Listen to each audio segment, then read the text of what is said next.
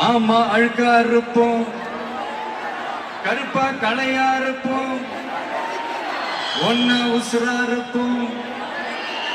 புலிங்க இருக்காங்க என்னோட இல்லாம யாருக்கும் தவளுண்டு நீ இல்ல தவளத்தாவே நில்லு என் ஆளு நண்பாடி நெஞ்சுக்குள்ள குடியிருக்கும்.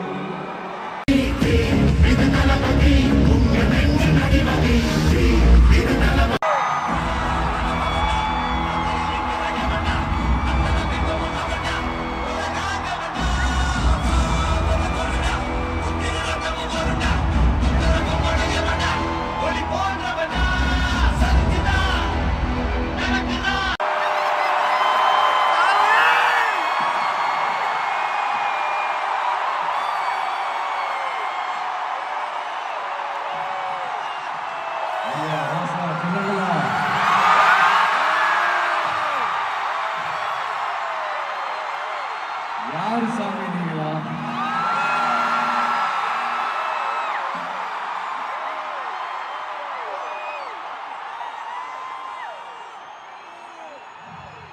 என் நெஞ்சில் குடியிருக்கும்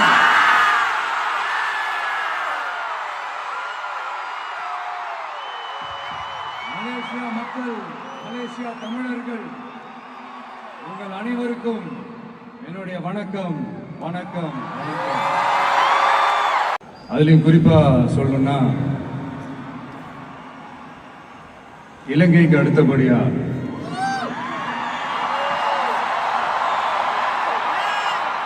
அதிகமான தமிழர்கள் வாழ்ற ஊர்னா நம்ம மலேசியான்னு சொல்லலாம்.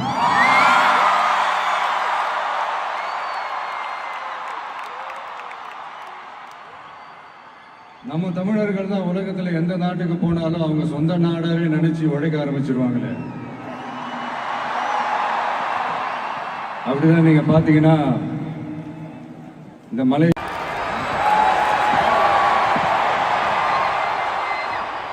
அப்படின்னு நிறைய பேர் சொல்லி கேள்விப்படும் போது உண்மையிலே ரொம்ப சந்தோஷமா தான். இங்க இருக்கிற முருகன் கோயிலுக்கு மலையக்காரங்க காவடி எடுத்துட்டு போறாங்க.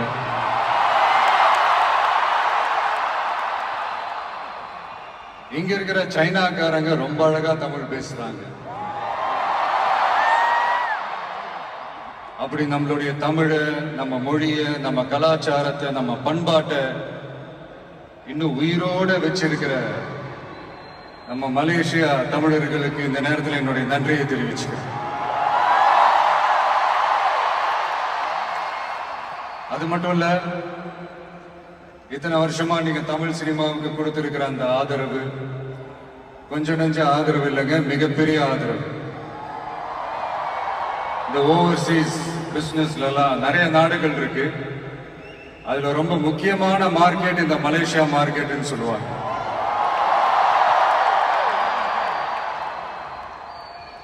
நம்ம நண்பர் அஜித் நடிச்ச பில்லான்னு சொல்லலாம்.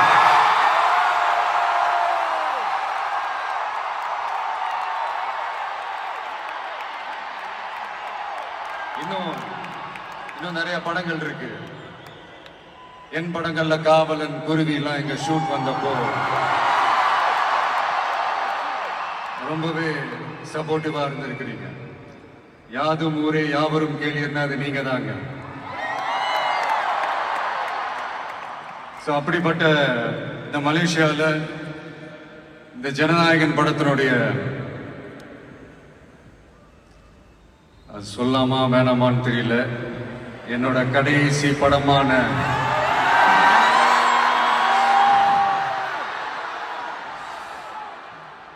I know it's a little painful, right? என்ன பண்றது, சரி அதை விடுவோம்.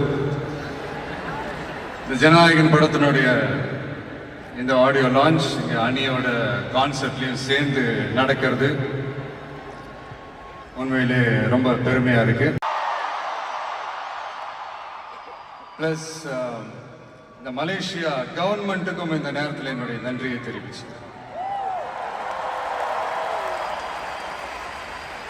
தமிழ் சினிமா ஆரம்பிச்சு எவ்வளவோ வருஷங்கள் ஆச்சு. அவ்வளவு வருஷங்கள்ல நம்ம தமிழ் மக்களுடைய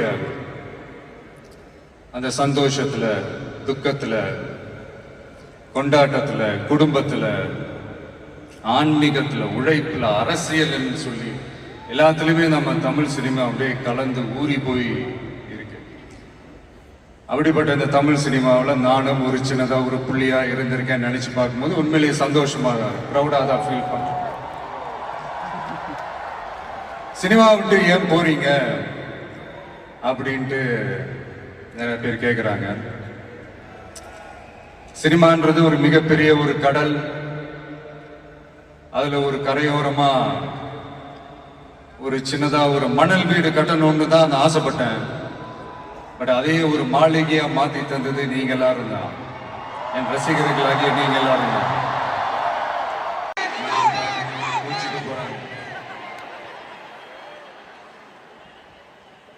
ஒரு குட்டி கதை மாதிரி ஒரு ஆட்டோக்காரர் ஒரு கர்ப்பிணி பெண்ணை ஆட்டோல ஏத்திக்கிட்டு ஹாஸ்பிட்டலுக்கு போறாங்க. பெரிய மழை பெஞ்சுக்கிட்டு இருக்கு. அப்ப அவர்கிட்ட இருந்த அந்த கொடைய அந்த கர்ப்பிணி பெண்ணை கிட்ட கொடுத்துட்டு இதை எடுத்துக்கிட்டு போமா அப்படின்னு சொல்றாங்க. அப்ப அந்த பொண்ணு சொல்றாங்க, ஆனா இது எப்படி நான் உங்ககிட்ட நான் திருப்பி கொடுக்கறது?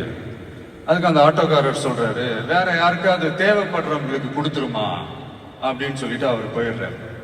அந்த கர்ப்பிணி பெண் அந்த கொடையை எடுத்துக்கிட்டு ஹாஸ்பிட்டல் வாசலுக்குள்ள போகும்போது அந்த வாசல்ல ஒரு பெரியவர் மழைக்கு பயந்துகிட்டு அப்படியே கை கட்டிக்கிட்டு நின்றுட்டு இருக்கிறார்.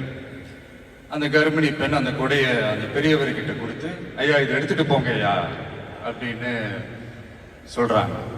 அதுக்கு அந்த பெரியவர் இதே மாதிரி கேட்கிறாரு, அம்மா நீங்க யாருன்னு எனக்கு தெரியாது, எப்படிமா இந்த கொடையை நான் திருப்பி உங்ககிட்ட கொடுக்கறது? அதுக்கு அந்த பொண்ணு சிரிச்சுக்கிட்டே சொல்றாங்க, வேற யாருக்காவது தேவைப்படுறவங்களுக்கு கொடுத்துருங்க ஐயா அப்படின்னு சொல்லிட்டு போயிடுறாங்க. உடனே அந்த பெரியவர் கொடையை எடுத்துக்கிட்டு பஸ் ஸ்டாப்புக்கு வர்றாரு. பஸ் வருது, ஏறி போகும்போது அங்க பாக்குறாங்க ஒரு பூக்கார அம்மா பூவை வச்சுக்கிட்டு ஒரு அட்டையை மழைக்காக பிடிச்சிக்கிட்டு உட்கார்ந்துட்டு இருக்கிறாங்க. பெரியவர் போய் அந்த கொடையை அந்த பூக்கார அம்மா கிட்ட கொடுத்துட்டு அவர் பஸ் ஏறி போயிடுறாரு.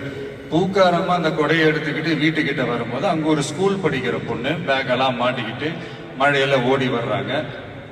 அவங்க போய் அந்த ஸ்கூல் பொண்ணு கிட்ட கொடையை கொடுத்துட்டு, மழையில நனையாதம்மா இதை எடுத்துக்கிட்டு போங்க அப்படின்னு சொல்றாங்க. அந்த பொண்ணு தேங்க்ஸ் அப்படின்னு சொல்லிட்டு வீட்டுக்கிட்ட வரும்போது அந்த பொண்ணோட அப்பா பதட்டத்தோட வாசல்ல நின்றுட்டு இருக்கிறாரு. பொண்ணு மழையில நனைஞ்சுக்கிட்டு வரணுமே அப்படின்ட்டு. அந்த அப்பா வேற யாரும் இல்ல, அந்த ஆட்டோக்காரர்.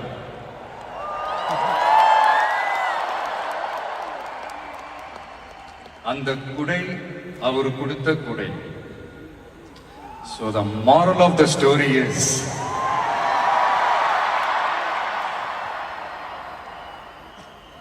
முடிஞ்ச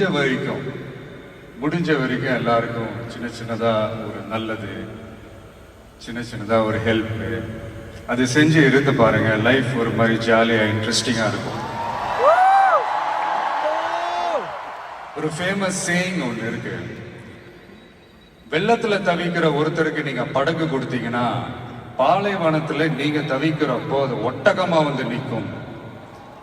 இப்ப யாராவது உங்களுக்கு ஏதாவது கெடுதல் செஞ்சுட்டாங்கன்னு வைங்களேன், அது நீங்க பழி வாங்கிட்டீங்கன்னு வைங்களேன், அந்த நாள் முழுக்க நீங்க சம மகிழ்ச்சியா இருப்பீங்க. எப்படி பார்த்தல, எப்படி பழி வாங்கினேன். ஆனா அதே மனுஷனை மன்னிச்சு விட்டு பாருங்க, வாழ்நாள் முழுக்க நிம்மதியா இருப்பீங்க. அதனால யாரையும் கஷ்டப்படுத்துறதுக்கோ, யாரையும் அவமானப்படுத்துறதுக்கோ, யாரையும் பழி வாங்குறதுக்கோ இல்லைங்க இந்த வாழ்க்கை. நான் முடிஞ்ச வரைக்கும் முன்னாடியே சொன்ன மாதிரி சின்ன சின்னதா ஒரு நல்லது, ஒரு சின்ன சின்னதா ஹெல்ப் இது செஞ்சு பாருங்களேன். எங்கேயோ ஒரு இடத்துல ஃபியூச்சர்ல உங்களுக்கு இது கை கொடுக்கும் அப்படின்னு நான் நம்புறேன். பிடிச்சிருந்தா எடுத்துக்கங்க, இல்லைன்னா விட்டுருங்க. Free advice. இப்போ இந்த ஈவெண்ட், இந்த ஹீரோ ஆஃப் திஸ் ஈவெண்ட்டுக்கு வருவோம், மிஸ்டர் அனிருத். அவருக்கு நான் ஒரு பேர் வைக்கலான்னு இருக்கேன். MDS. Anybody? Ramya, can you guess? M Vijay, can you guess? MDS. MDS. தெரியல சார், நீங்களே சொல்லுங்க. Musical Departmental Store. அதாவது அந்த ஸ்டோரை திறந்து நீங்க உள்ள போயிட்டீங்கன்னா அன்லிமிட்டடா என்ன வேணுமோ எவ்வளவு வேணுமோ எல்லாத்தையும் எடுத்துக்கிட்டு ஹாப்பியா வரலாம். அது சாங்ஸா இருக்கட்டும், பிஜிஎம்மா இருக்கட்டும், இல்ல பேக்ரவுண்ட் ஸ்கோர்ல அந்த பிட் சாங்ஸா இருக்கட்டும், எஃபெக்ட்ஸா இருக்கட்டும், இந்த மாதிரி என்ன டிசப்பாயிண்ட் பண்ணதே இல்லை அனி. அது என்னுடைய படம் ஆல்பமா இருக்கட்டும், இல்ல மற்றவங்க படம் ஆல்பமா இருக்கட்டும், படிப்படியா ஏறி போய்கிட்டே இருக்கிறாரு. ஸோ ஹாப்பி ஃபார் யூ அனி. அண்ட் என்னுடைய டைரக்டர் ஹெச் வினோத் ஒரு சமூக பொறுப்புள்ள ஒரு இயக்குனர் சொல்லலாம். ஒரு கமர்ஷியல் படமாகவே இருந்தாலும் அதுல ஒரு சமூக பொறுப்புள்ள விஷயங்கள் சொல்லணும், சில நல்ல ஐடியாலஜிக்கல் விஷயங்களை சொல்லணுன்றதுல ரொம்ப கவனமா இருப்பாங்க. ஆல்ரெடி ரெண்டு வாட்டி படம் பண்றதா இருந்தது. ஸோ அதெல்லாம் மிஸ் ஆகி இந்த ஜனநாயகன் படத்துல 2 பேரும் சேர்ந்து ஒர்க் பண்ணதுல ரொம்ப சந்தோஷம். அண்ட் என்னுடைய வில்லன் பாபி டியோல், அவருடைய ஸ்கிரீன் பிரசன்ஸே நெக்ஸ்ட் லெவல் தான். ஆக்சுவலா அவருடைய 2 முக்கியமான 2 படங்கள் தான் அதுலேருந்து இன்ஸ்பயர் ஆகி பண்ணது தான் பிரியமுடன், வில்லு எல்லாமே. சார், முக்கியமான படங்கள்னா அது என்ன படம் எங்களுக்கு தோண மாட்டேங்குது. அது எதுக்குமா? அதான் நான் ஷூட் ஸ்பாட்ல அவர்கிட்ட சொல்லும் போது இதே தான் நான் சொன்னேன். சார், உங்களுக்கே தெரியாம உங்க 2 படத்தை நாங்க சுட்டுட்டோம் சார் அப்படின்ட்டு. அவர் அப்படியே விச் மூவி அப்படின்னாரு. ஐயோ, நம்மளே வாய் கொடுத்து மாட்டிக்கிட்டு இருக்கோம். அதனால அது மாதிரி நிறைய இன்ஸ்பயர் ஆயிருக்கும் அவருடைய படங்கள் பார்த்து. அதுதான் சொல்ல வந்தேன். குடும்பங்கள் கொண்டாடும் டாட்டரா கூட மாறிடுவாங்க அப்படின்னு தான் நான் நினைக்கிறேன். என்னுடைய நல்ல ஒரு ஃப்ரெண்ட் அவங்க. அண்ட் பூஜா, தமிழ் சினிமாவின் மோனிகா பெலுஜி, அவங்களுடைய நடிப்பா இருக்கட்டும், டான்ஸா இருக்கட்டும், ஸ்கிரீன் பிரசன்ஸா இருக்கட்டும், எல்லாமே next level. And Prakash Raj, ஜென்ரலா ஹீரோவுக்கும் ஹீரோயினுக்கு தான் நல்ல இந்த ஒரு கெமிஸ்ட்ரி ஒர்க் அவுட் ஆகும்னு சொல்லுவாங்கல்ல.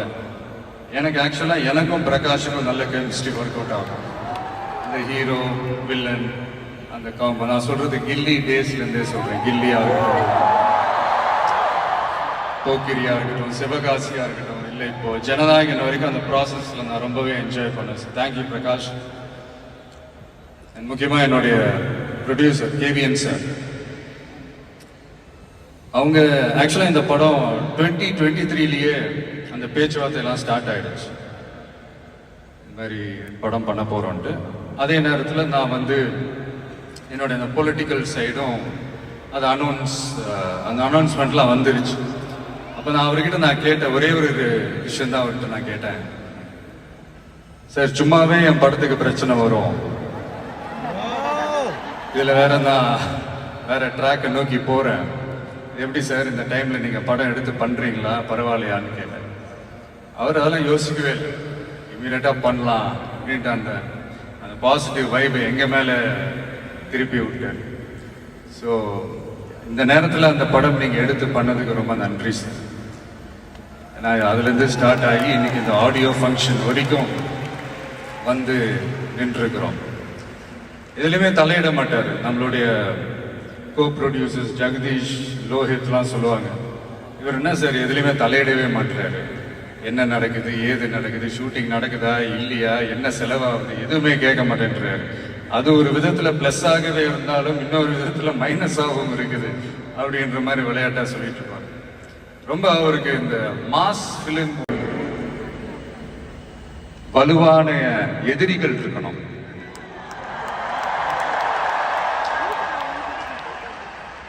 சும்மா வர்றவங்க போறவங்களால ஏத்துட்டு இருக்க முடியாது இல்லையா? வலுவா இருக்கிறவங்கள தானே எதிர்க்க முடியும். அப்பதானே நாம ஜெயிக்கிற அளவுக்கு வலிமையா இருக்கோம்னு அர்த்தம். இப்ப ரீசெண்டா நம்மளை பத்தி ஒரு பேச்சு ஒண்ணு ஓடிட்டு இருக்கு. விஜய் என்ன தனியா வருவாரா அணியா வருவாரா அப்படின்னு. நம்ம எப்பங்க தனியா இருந்திருக்கிறோம்? 33 வருஷமா உங்களோட தானே இருக்கிறோம், மக்களோட தானே இருக்கிறோம். அப்ப அது ஒரு மிகப்பெரிய ஒரு அணி தானே. அது எப்படி தனின்னு சொல்ல முடியும்? இப்ப கூட பாருங்க, தனியா அணியான் விளக்கமா சொல்ல மாட்டேங்கிறாருன்னு உங்களுக்கு தோணும். சஸ்பென்ஸ் ஒண்ணு இருந்தா தானே கிக் இருக்கும். இதெல்லாம் கைத்தட்டலுக்காக நான் சொல்லல, மனசுல இருந்து பேசுறேன், மக்களுக்காக பேசுறேன். மக்களுக்காக பேசுறதோட மட்டும் நிப்பாட்டிடக்கூடாது, அதை செய்யணும். எல்லாத்தையும் விட முக்கியம் செய்யறத தான் சொல்லணும். So 2026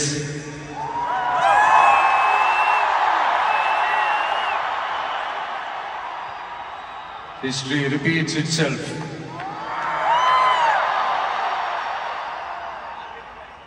Let's be prepared to embrace it for the people. Thank you, Malaysia. Thank you once again.